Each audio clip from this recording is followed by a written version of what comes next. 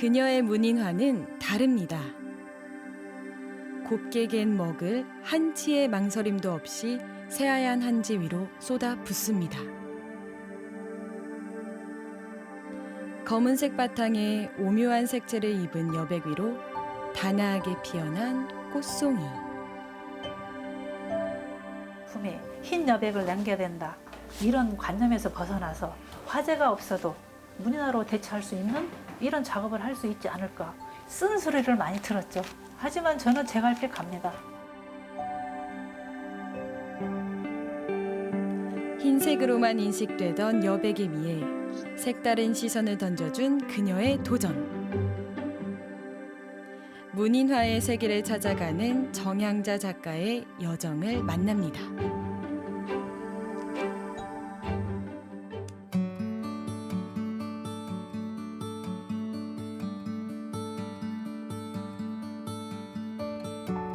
뜨거운 여름을 보낸 초록이 가을 속으로 성큼 들어선 계절.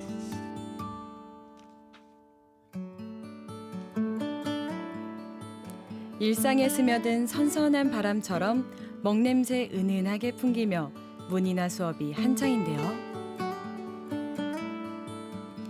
때론 조심스럽게, 때론 과감하게 화선지 위를 스치는 분놀림. 일주일에 한 번, 벌써 10년 넘게 정향자 작가는 이곳에서 그림을 가르치고 있습니다. 난초 해자 해란이라고 해서 산소 깊은 곳에서 홀로 피어 있어도 바람에 의해서 바람에 따라서 이 향기를 보냈대요. 그래서 얘도 턱 밑에서 너 뭐하니 하고 얘는 옆집을 살짝 염탐을 해볼까 이렇게. 얘는 해를 보려고 바위 틈에서 해를 보려고 안간힘을 쓰네. 그런 이야기거리를 만들어주면서 상상을 하면서 그리는 거예요. 꼬박 13년 차예요. 지금 13년 차. 제가 예쁘게 나이 들어가는 과정. 그리고 이제 여기 어르신들 보면서 제가 어떻게 살아야겠다 하는 그런 삶의 지혜도 얻을 수 있고. 선생님으로 갔다가 늘 배우고 돌아오는 문인화 수업.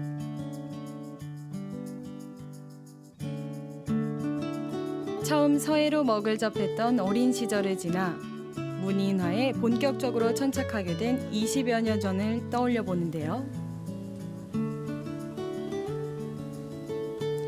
취미로 시작한 서예와 그림에 서서히 빠져들어 어느새 공모전을 준비하게 되고 공모전에 입상하며 문인화 작가로 데뷔까지 하게 된 그녀.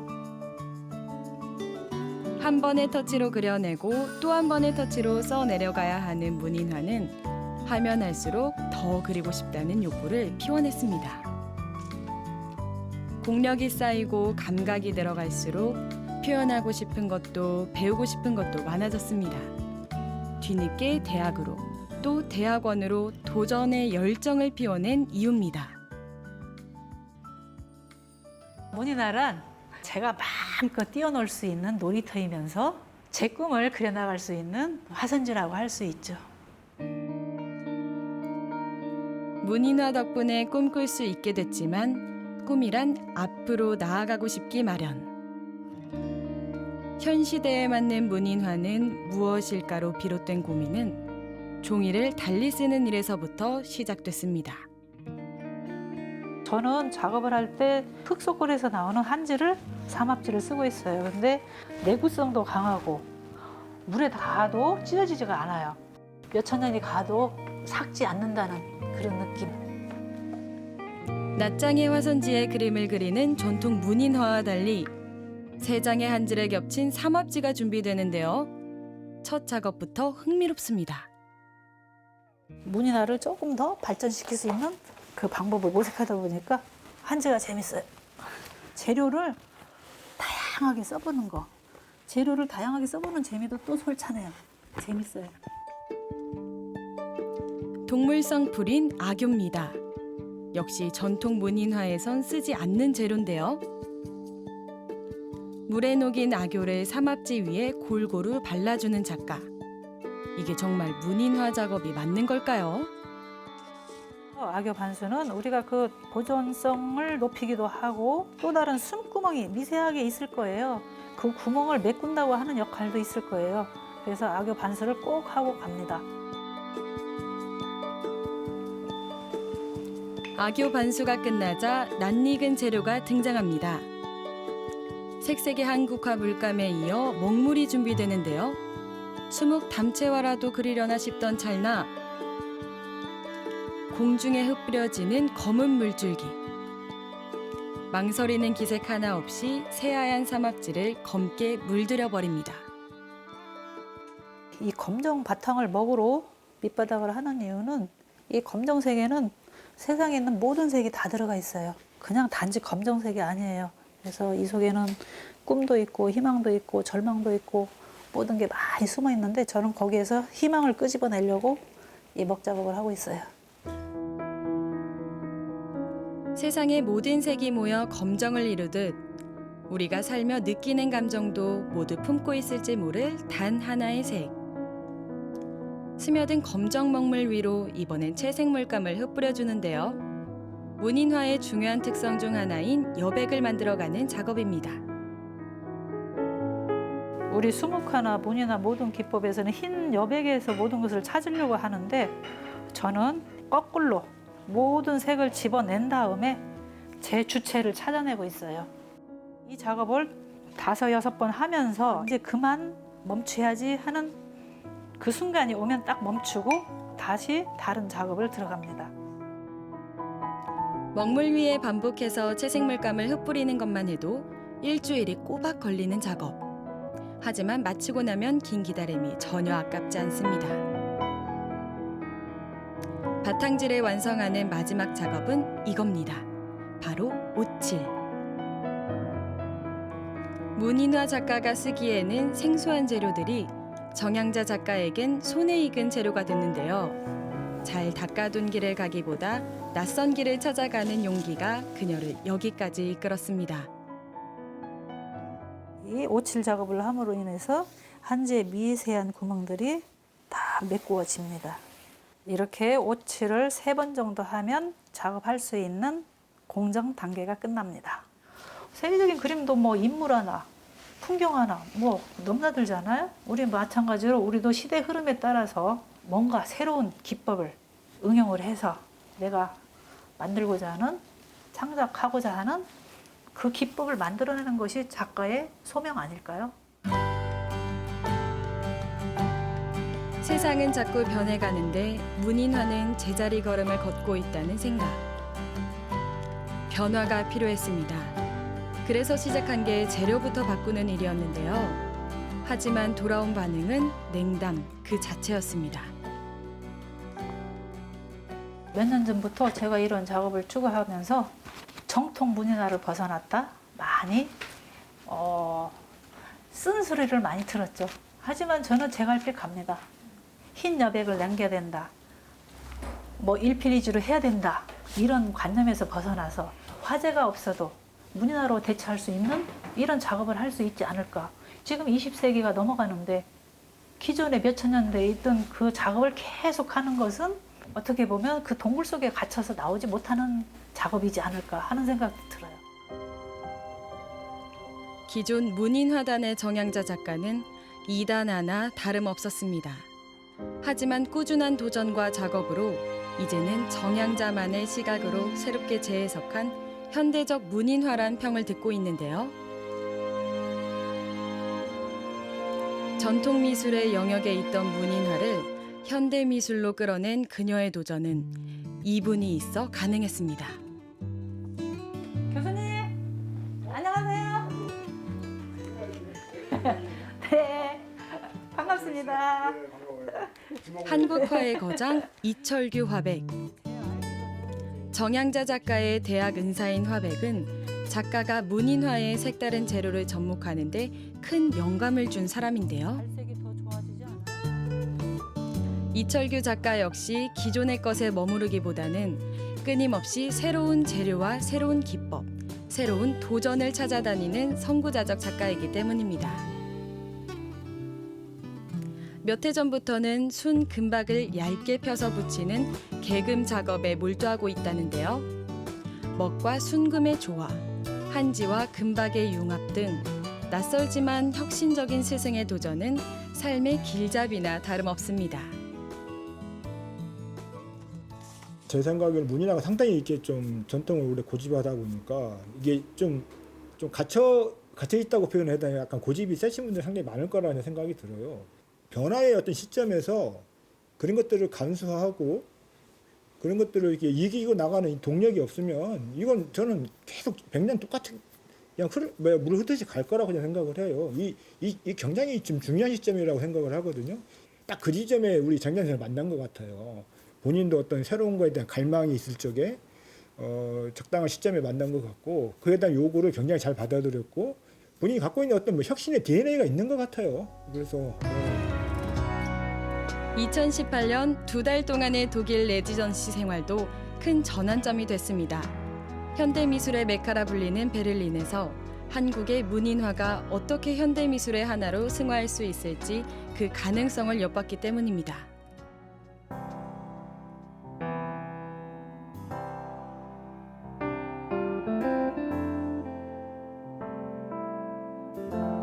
작가의 화실이 물감 냄새로 가득합니다.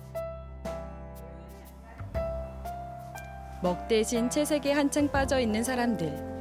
색색의 물감이 그려내는 건 민화입니다.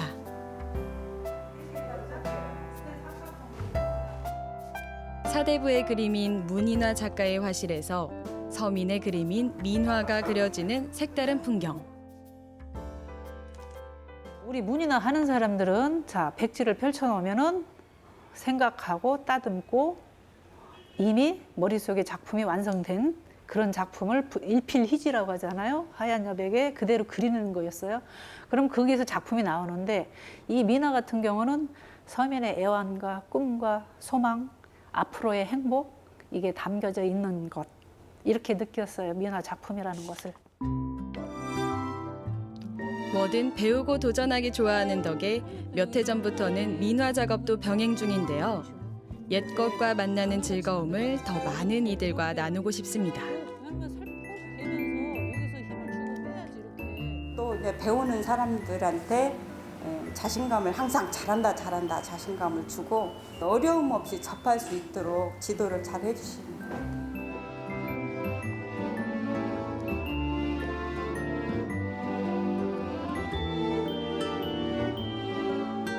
그날 오후 전북 김제의 한 사찰에 작가의 발길이 닿았습니다.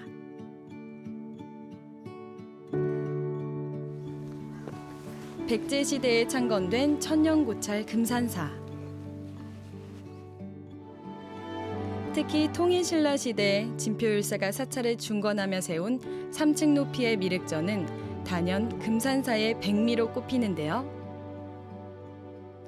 하지만 천년을 이어온 이 거대한 금당에서 작가가 주목하는 건 오랜 세월에도 꿋꿋이 그 아름다움을 지켜온 사찰의 단청입니다.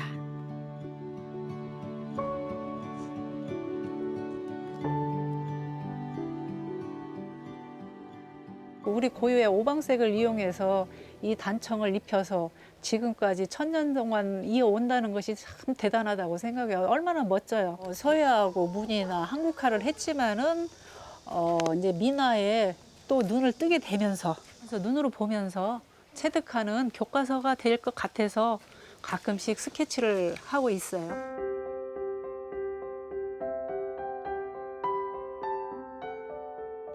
천년 전 단청을 그리며 자신의 소망도 함께 새겼을 화공의 간절함도 조심스레 담아보는데요.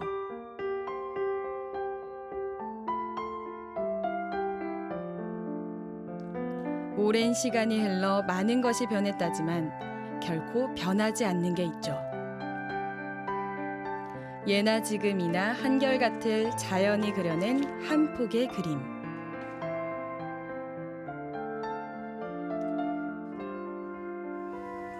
그 작품 앞에서 차마 발걸음을 떼지 못한 작가가 소박하게 남아 마음을 표현해 보는데요. 가을꽃을 바라보며 투박한 그림체에 작은 소망을 담아냈을 옛사람들의 시간이 와닿는 듯합니다. 서양화 같은 경우는 아주 장편 소설 같은 느낌이 들고 디테일하게 표현을 하고, 민화 같은 경우는 아주 함축된 시와 같다고 할까? 저는 이렇게 표현하고 싶으네요.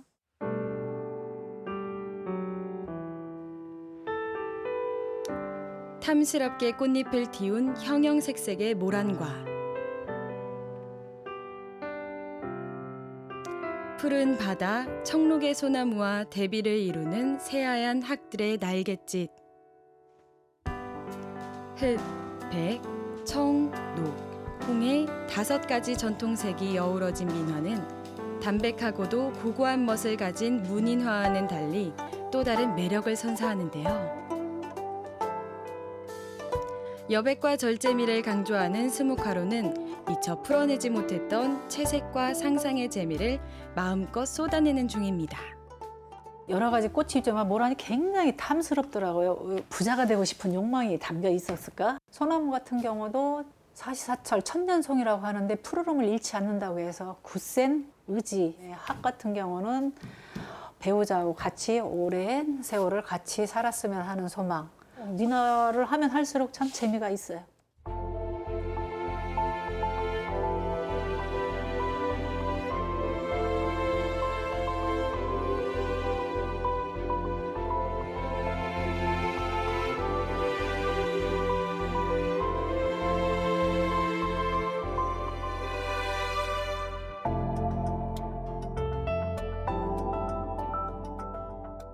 으쌰! 먹과 물감을 흩뿌려 오칠까지 끝마친 바탕지가 드디어 완성됐습니다. 오묘하고도 신비로운 색감, 바탕 작업에 가장 공을 들이는 이유입니다. 색깔 속에서 먹에 융합된 그 먹색의 맛을 찾을 수도 있고, 아련한 느낌의 뒷배경이 나왔어요. 흰 매화가 이 검정 바탕에서 딱 폈을 때 얼마나 깨끗하고 고귀할까요? 바탕지가 완성됐으니 이제 그림을 그릴 차례.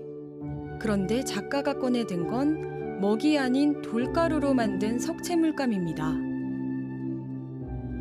화산석 그 돌가루를 이용해서 굵은 뼈대를 만들 거예요. 거기서 햇까지 매화를 그릴 건데 제가 그 전통 악교를 응용을 해서 쉽게 말해서 붙이는 거죠. 붓을 이용해서 개어서 제 필액을 다듬는 거예요. 문인화지만 먹이라고는 바탕을 만들 때 말고는 쓰이지 않는 그림. 게다가 그리지 않고 조형을 하듯 한지 바탕 위에 입체적으로 표현되는 피사체. 볼수록 의아하고 고개를 갸우뚱하게 되는데요. 익히 알고 있던 형식과 재료에서 벗어나 완전히 새로운 방식으로 그려지는 정양자식 문인화는 그래서 낯설지만 반대로 그래서 반갑기도 합니다. 군자의 정신을 강조했던 먼 옛날의 문법에서 벗어나 누구나 공감할 수 있는 이야기를 담을 수 있기 때문입니다. 고목에서 잘려도 옆에서 새 가지가 나서 새 생명이 나서 또 한 해를 살고 또 한 해를 살아서 100년이 가고 200년이 간다. 이런 의미에서 여기에서도 그 고목에 새 생명이 나오는 걸 표현하고 싶고 꽃을 표현하고 싶고 그렇죠. 행복과 희망은 늘 우리 주변에 내 마음에 가까운 곳에 있다 하는 것을 보여주고 싶었습니다. 어둠을 뚫고 새 생명의 가지를 들이운 자연의 위대함. 그 속에서 본 희망을 작가는 주로 매화로 표현해 오고 있는데요. 문인화에서는 매랑국죽의 하나로 사대부의 고결함을 상징하지만 추위를 이겨내고 가장 먼저 꽃잎을 틔우는 매화야말로 희망의 계절이 왔음을 알리는 서민의 꽃이라고 여기기 때문입니다. 지금 작가의 머릿속에선 또 어떤 희망이 그려지고 있을까요?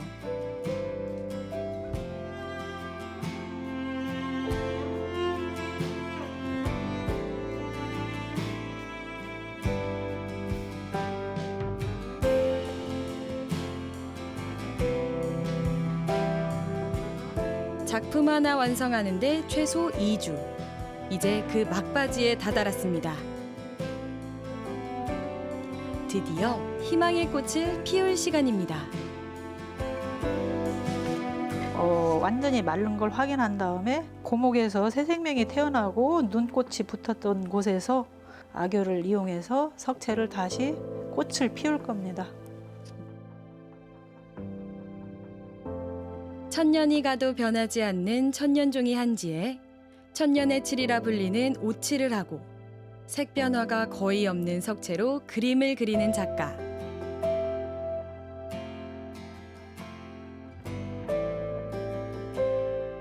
그림의 보존성을 위한 이유도 있지만 무엇보다 변하지 않는 그림을 통해 희망과 행복이란 변하지 않고 늘 우리 주변에 있다는 걸 말하고 싶기 때문인데요. 특히 천연 광물질인 석채 물감은 투명하고 품이 있는 색에 마르고 나면 은은한 광택까지 얻을 수 있어서 더 애착이 가는 재료.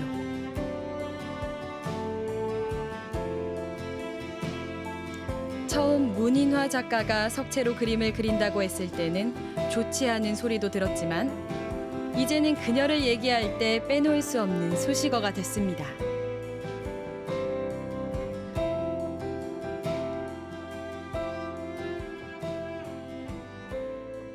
석채 작업을 하면 할수록 재밌는 것 같아요.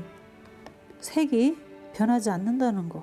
조금 어둡게 만든 톤에서 새하얀 이 석채의 하얀 빛이 그 깨끗함이라고 할까? 봄의 전령을 맞는 그런 느낌? 새봄을 기다리는 민초들의 마음이 하얀 꽃잎이 되어 고목에 내려앉았습니다. 쓸쓸하게만 보였던 배경에서도 왠지 모를 힘이 느껴집니다. 여백을 많이 비워둔 이유는 관객들의 꿈을 채워넣는 일종의 주머니라고 할 수가, 행복 주머니? 그렇게 봐주었으면 좋겠습니다.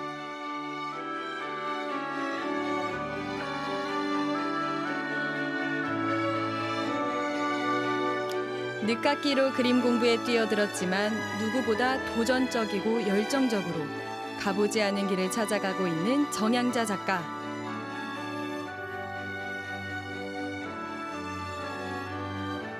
그녀가 그리고 싶은 그림은 오직 하나. 이겁니다. 내 마음이 깨끗하고 순수하고 그러면 따뜻한 그림이 나온다.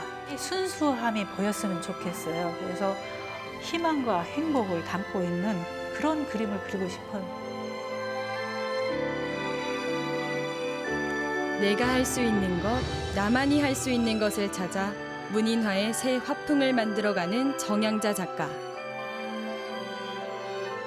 새 문인화의 출발점에서 그녀는 스스로 이정표가 돼가고 있습니다.